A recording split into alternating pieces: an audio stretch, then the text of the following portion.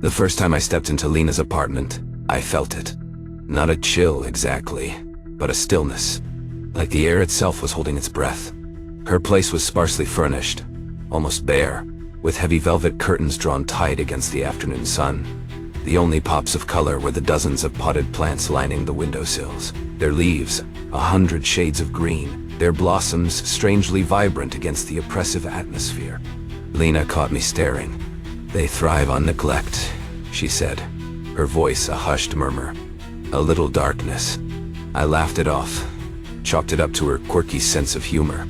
We were in that honeymoon phase, after all, where every little oddity was endearing, every shadow easily explained away. We fell into a comfortable routine, evenings spent at her place, watching old movies projected onto a bare wall, the silence punctuated by her soft laughter. But those moments of quiet intimacy were always tinged with a faint unease, a prickling at the back of my neck.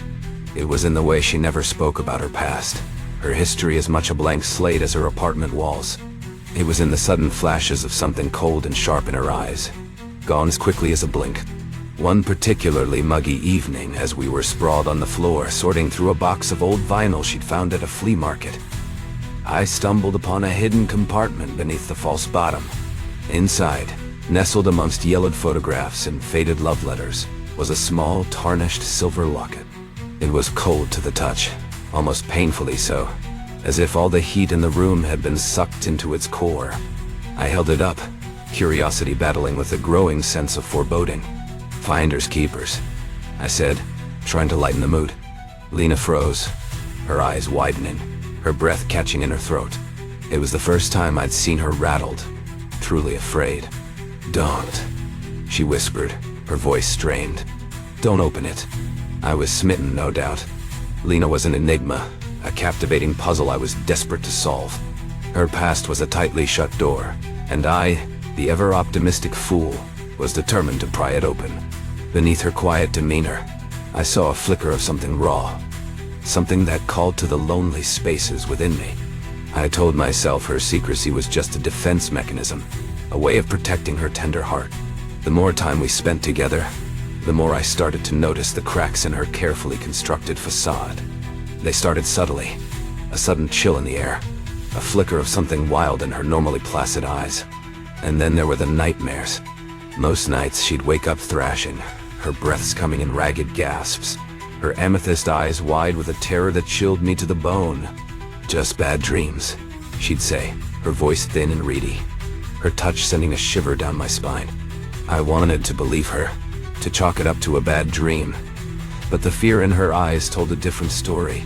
Then there were the other things, the things that defied logic, that made me question my own sanity. Flowers wilting the instant she brushed past them, food rotting within minutes of her touch. Once, I could have sworn I saw a milk carton frost over in her hand, but when I blinked, it was gone. I brushed it off as my imagination, the anxieties of a man falling for a woman who was as beautiful as she was mysterious. But deep down, a seed of unease had been planted, and it was beginning to sprout. The rain started the next morning, a relentless drumming against the window panes that mirrored the unease pounding in my chest. It was the locket. I was sure of it. It sat on Lena's nightstand, a tiny, tarnished thing, yet it seemed to pulse with a life of its own. I tried to convince myself it was just the guilt gnawing at me, the memory of Lena's fear. But deep down, I knew it was something else. That night, sleep offered no escape. The dreams came, vivid and terrifying, filled with a darkness so profound it felt like drowning. Lena was there, her face pale and gaunt, her eyes two black pits devoid of warmth. And around her, a murder of crows, their feathers slick with some unseen ichor, their beaks stained a gruesome red. They cawed, a deafening chorus of hunger and malice, their eyes burning with a cold, knowing intelligence. I woke with a gasp, my heart hammering against my ribs. The stench of wet feathers and decaying meat clung to the air, thick and cloying. I stumbled to the window, my bare feet sinking into the plush carpet, the room spinning with a sudden wave of dizziness. The streetlights below cast long, skeletal shadows, but I could have sworn I saw them, dozens of crows perched on lampposts and power lines. their dark eyes fixed on Lena's building, their silence somehow more menacing than their earlier cries. The dream, the smell, the crows. It was all too much. A knot of fear tightened in my gut, cold and hard. Lena was different, that much was clear. But was it merely a difference, or something far more sinister? My mind, still foggy with sleep, struggled to make sense of it all. One thing was certain, something was very wrong. The fear was a living thing now, a cold fist squeezing my insides. I tried to tell myself it was just stress, lack of sleep, but the shadows in the corner of my vision, the whispers that followed me, they told a different story. One night, desperate for a distraction, I found myself drawn to the local library, the smell of old paper and dust oddly comforting. I gravitated towards the occult section, the titles promising forbidden knowledge and dark secrets. I pulled out a tome on ancient folklore, its pages brittle with age, and started flipping through. Images of grotesque creatures and cryptic symbols filled the pages, and a cold dread settled over me. It was stupid, I knew, but I couldn't shake the feeling that these dusty pages held the key to understanding Lena. One illustration, a woodcut depicting a raven-haired woman surrounded by a flock of crows, sent a shiver down my spine. The woman's eyes, black and bottomless, stared out from the page, boring into my very soul. Beneath the image, a caption in a language I couldn't decipher sent a fresh wave of chills down my spine. It was irrational, I knew, but I couldn't shake the feeling that I'd seen those symbols before, felt their sinister power.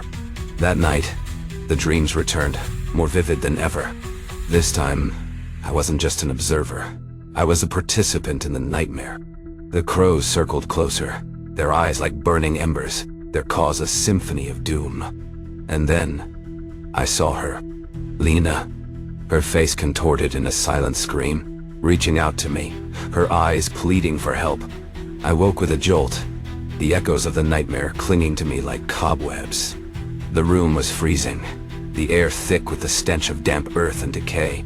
I sat up in bed, my breath catching in my throat, and that's when I noticed it, a single black feather resting on my pillow.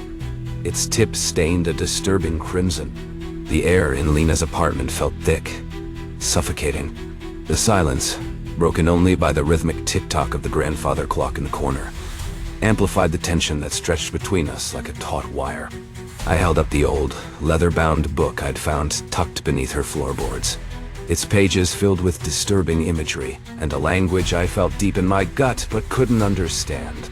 "What is this, Lena?" My voice, usually a comforting baritone, wavered, a tremor of fear vibrating through my chest. She sat across from me, shrouded in the dim lamplight, her face an unreadable mask.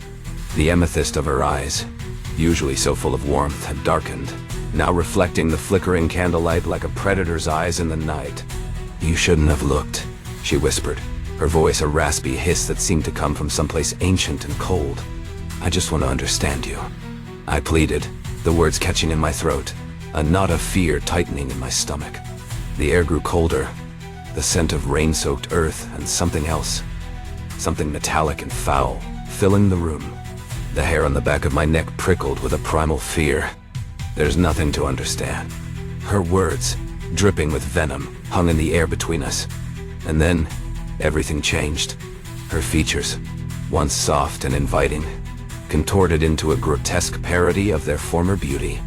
Her skin stretched taut across her bones, her jaw unhinging like a serpent's, revealing rows of needle-sharp teeth. A guttural growl, primal and filled with rage, erupted from her transformed throat. I scrambled back, stumbling over the rug, the book tumbling from my grasp. This thing, this monster wearing Lena's face, lunged toward me, its clawed hand outstretched, the stench of decay washing over me like a physical blow. The following days were a slow-motion car crash. I existed in a fog of dread and adrenaline, jumpy, unable to eat, sleep a distant memory. My reflection in the mirror was a stranger, gaunt, eyes bloodshot, a haunted look that chilled me to the bone. I tried to tell myself it was a hallucination, a trick of the light in that damned apartment, but the stench of decay lingered in my nostrils. The image of Lena's distorted face burned behind my eyelids. Everywhere I went, the crows were there. Perched on telephone poles, clustered on rooftops, their obsidian eyes following my every move. Their incessant cawing, once a common annoyance, was now a mocking chorus, a constant reminder of the darkness I'd glimpsed.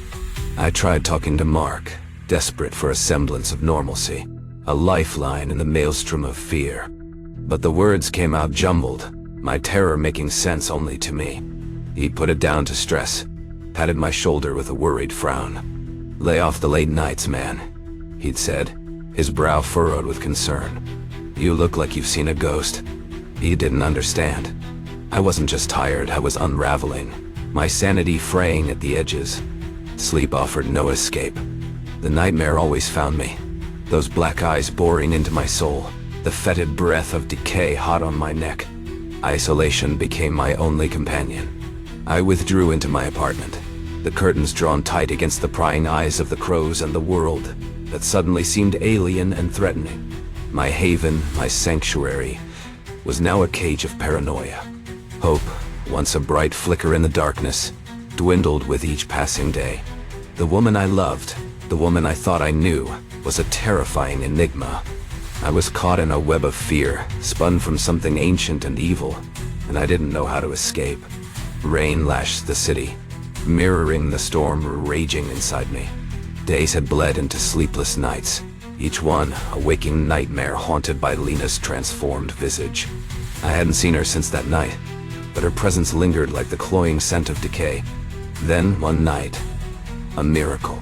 I was huddled in my car, seeking refuge from the unrelenting downpour, when I saw her. Lena, standing on the opposite sidewalk, beneath the sickly orange glow of a street lamp. Her familiar silhouette, the way her hair shimmered like raven's wings even in the dim light. It was really her. Relief washed over me, so potent it momentarily eclipsed the fear. Maybe it had all been a terrible dream, a stress-induced hallucination.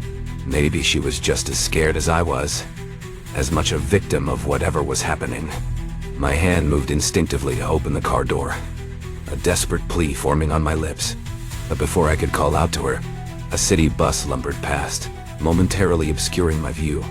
When it rumbled on, she was gone, vanished, swallowed by the shadows. Desperate, I scoured the street, my heart pounding a frantic rhythm against my ribs. Had I imagined it? Was my mind playing cruel tricks, offering a fleeting glimpse of hope only to rip it away? Just as I was about to give up, I saw it. A single, delicate purple flower, lying on the sidewalk where she had been standing. It was an iris, Lena's favorite. I picked it up, the fragile petals cold and damp against my fingertips. The same unease that had been my constant companion flared, a warning bell clanging in the silence of my fear. This wasn't a sign of hope. It was a calling card. My blood ran cold.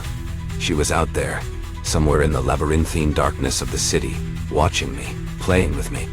And the game, I knew with a sickening certainty, had only just begun. The iris lay on my dashboard, a splash of purple against the cracked vinyl, a beacon leading me to my doom. It pulsed with an unnatural light, casting flickering shadows that danced to a rhythm only it could hear. I gripped the steering wheel, knuckles white, a frantic prayer escaping my lips even as I steered towards the heart of the city, towards Lena.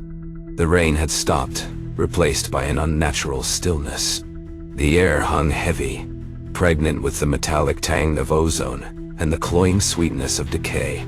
Even the city, normally a symphony of noise, seemed to hold its breath, the buildings looming like watchful giants in the pre-dawn darkness.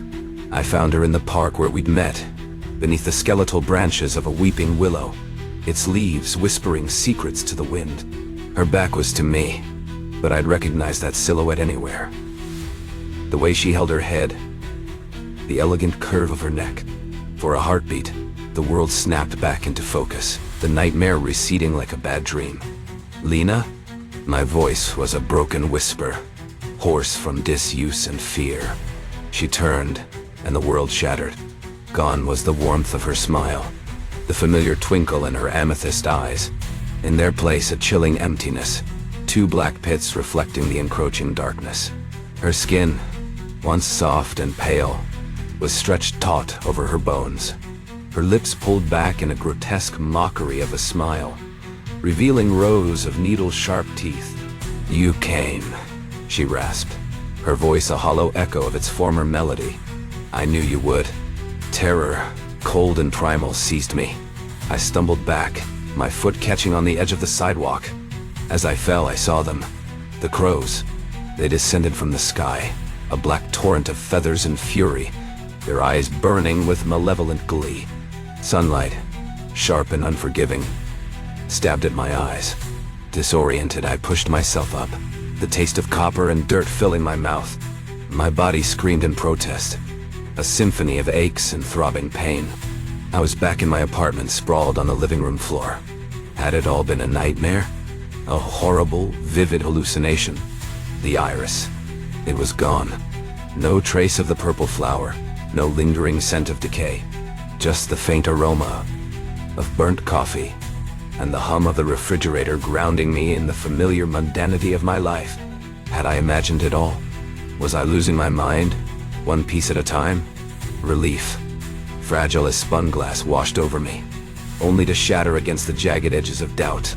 My body, a canvas of pain, told a different story. Scratches, deep and angry, crisscrossed my arms, the imprint of something sharp, something unnatural. A bruise bloomed on my cheekbone, throbbing in time with my pulse. These wounds were real, a physical manifestation of the terror that still clung to me like cobwebs. I stumbled to the bathroom, each step a monumental effort. My reflection in the mirror was a stranger, haggard, haunted, but it was my eyes that chilled me the most. The fear remained, etched deep in their depths, a permanent resident in the haunted landscape of my soul.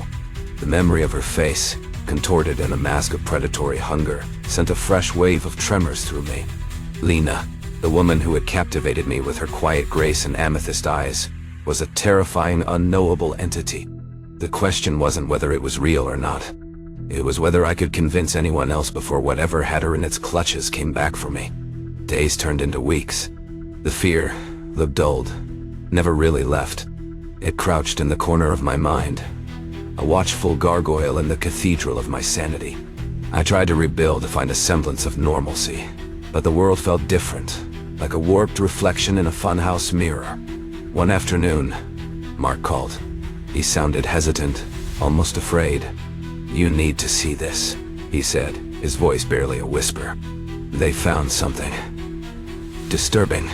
He wouldn't say more over the phone, but his tone was enough to send chills down my spine. A cold certainty gripped me, the kind that sinks its claws into your gut and refuses to let go.